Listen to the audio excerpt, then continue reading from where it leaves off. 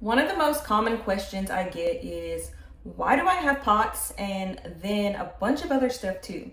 Or you might have POTS and not even realize that you have one or more of these other conditions. So if you ever felt like there was more going on than just your POTS diagnosis, it's probably because most of the time there is. POTS rarely shows up alone. It's usually the body's way of saying, hey, there's something wrong, there's something going on. It's usually the red flag.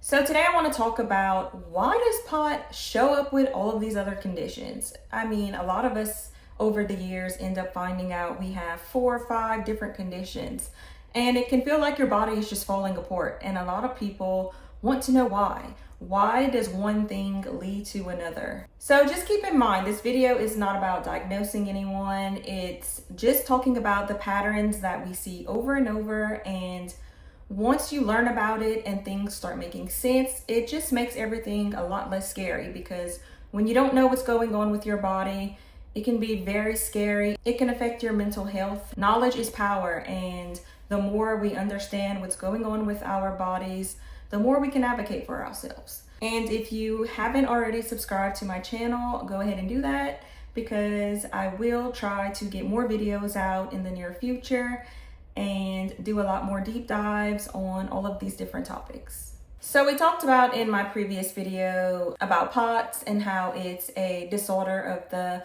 autonomic nervous system, which controls stuff like sweating, breathing, blood pressure, and things like that. When the autonomic nervous system is not functioning properly, it turns into a domino effect. POTS is just one of those dominoes, and when one of those systems is down, it can trigger the next system to go down with it. And you just get a domino effect of one condition causing another condition to start up, because the autonomic nervous system controls essentially the whole entire body. So this is why POTS rarely shows up alone.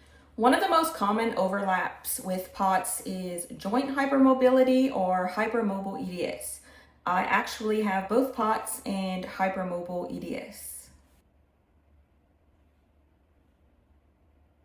Hypermobility doesn't just affect joints, it also affects blood vessels, which is why a lot of us with hypermobile EDS end up developing POTS, because our blood vessels are too stretchy and they don't do a great job at getting blood back up into the chest and head. Not everyone with hypermobile EDS will get POTS, but there is a significant percentage that do. Another common coexisting condition is MCAS, mast cell activation syndrome.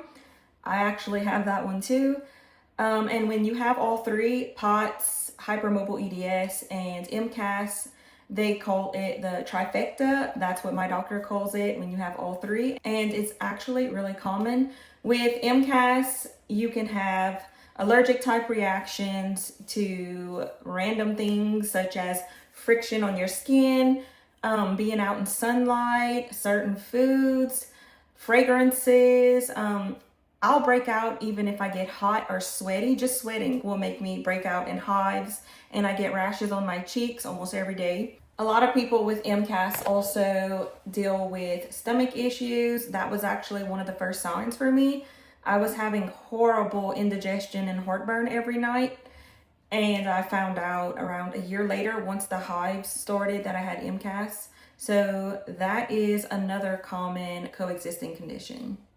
And mast cells interact with the nervous system. So when your autonomic nervous system is dysregulated, it can cause you to develop MCAS, and they can kind of feed into each other. I know that when I'm having an MCAS flare, it'll trigger my POTS symptoms to be worse. So it's kind of like just a domino effect. One affects the other, and they kind of feed off of each other.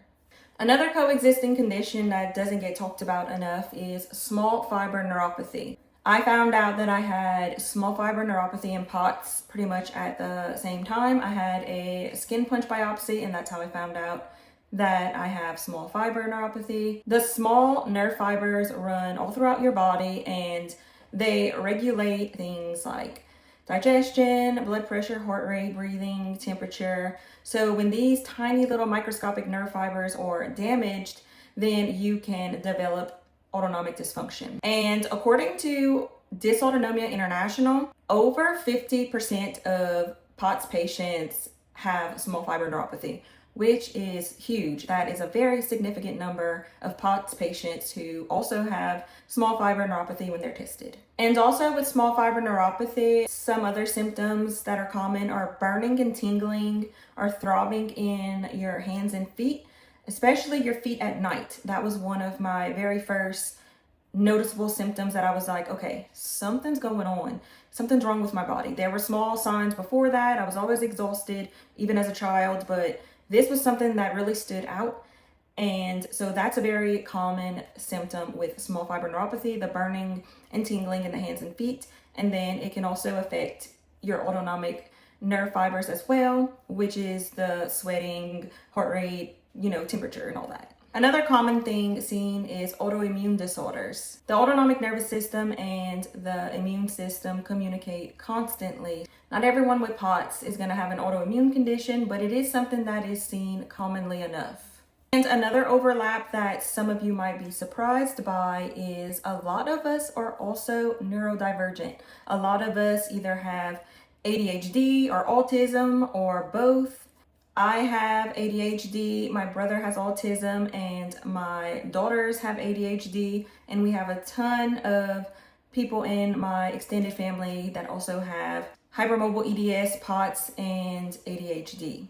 And they're actually doing research and studying the link between having these conditions and also being neurodivergent, because they are noticing that there's a very strong link. So this isn't about collecting diagnoses. This is trying to connect the dots to help you understand why some of the typical POTS treatments are not working, or you feel like there's a missing piece of the puzzle. And that's because usually there is.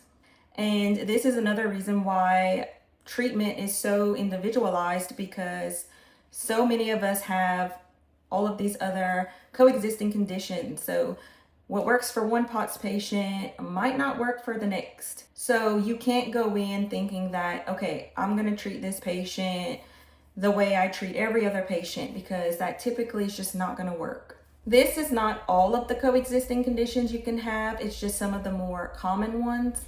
But this is just the beginning of these conversations. I'm planning to do a lot more deep dives on symptoms, daily life, the link between all of these different conditions, and treatment options, exercise routines. So if you would like to see more of that in the future, subscribe, and I will see you guys in the next one.